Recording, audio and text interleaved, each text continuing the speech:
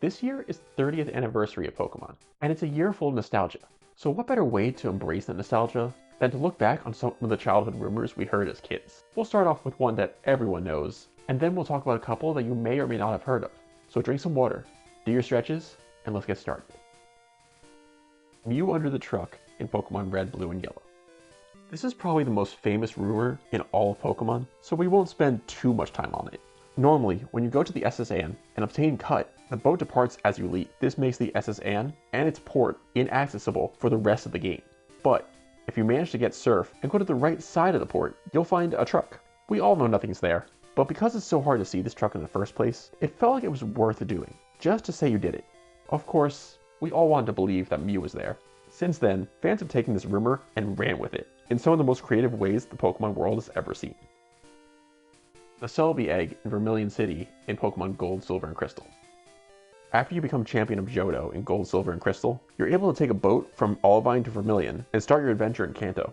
As you exit the port, there's an NPC standing by the water that's otherwise just a normal NPC. The rumor was that you could somehow obtain a Celebi egg from this NPC after you've won in Kanto. But how? That's where the variations came in. I've heard one version where you had to beat all of the Kanto gym leaders and Red within a certain time frame for the egg to appear. Then another where you had to use the time capsule feature to trade over all 151 Pokemon from Red, Blue, and Yellow to one copy of Gold, Silver, and Crystal.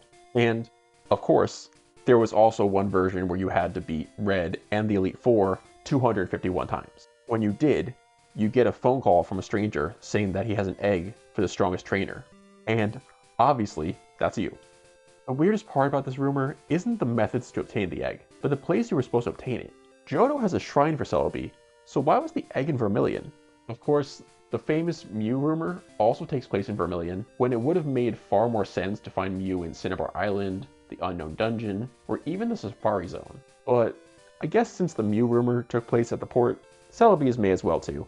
The funny thing about this rumor is that a mythical Pokemon was said to be found in an egg, and that would happen for real less than a decade later. Fighting trainers with every Pokemon on their team. Gold, Silver, and Crystal. We always hear about catching them all, but what about fighting them all? When Gold, Silver, and Crystal were at the height of their popularity, there was a rumor that you could fight trainers stronger than Red. The challenge is a simple concept. You start by battling a Bulbasaur, and you end by battling a Celebi. How this challenge unfolds is where the rumor varies. Some versions say you battle 251 trainers in a row, battle tower style. Others say you battle one trainer who holds 251 Pokemon at once. Some versions imply that you fight them in Pokedex order, others imply that the Pokemon become progressively stronger as the battle continues. And while levels, moves, and items were usually non-factors when we were kids, the concept of fighting the entire Pokedex at once was enough to get people talking. This battle was implied to take place at the trainer house in Vermilion City, where you normally fight Cal. Cal's team changes depending on the last real-world person you connected to with the link cable. Although I never heard how this challenge was unlocked, it was pretty clear that Cal and the trainer house held the key. And while this challenge obviously wasn't real, it did make us wonder which team we would bring to win it all. It also inspired the theoretical challenge I made where you would fight every possible Pokemon team from Gen 1 to Gen 9. The idea of this challenge felt impossible even back in Gen 2, and it only becomes more difficult as we move into Generation 10 and beyond. Venusaur and Pokemon Fusion. When the Ghost of Maiden's Peak first debuted in the 90s, Ash's Bulbasaur and Squirtle found themselves up against not a Venusaur or a Blastoise, but a fusion of the two. And once Venusaur appeared on TV, players tried to find Venusaur in their copies of Red, Blue, and Yellow. Of course, since it was a fusion of two starter Pokemon, it was going to be hard to get. But what made the playground explode with rumors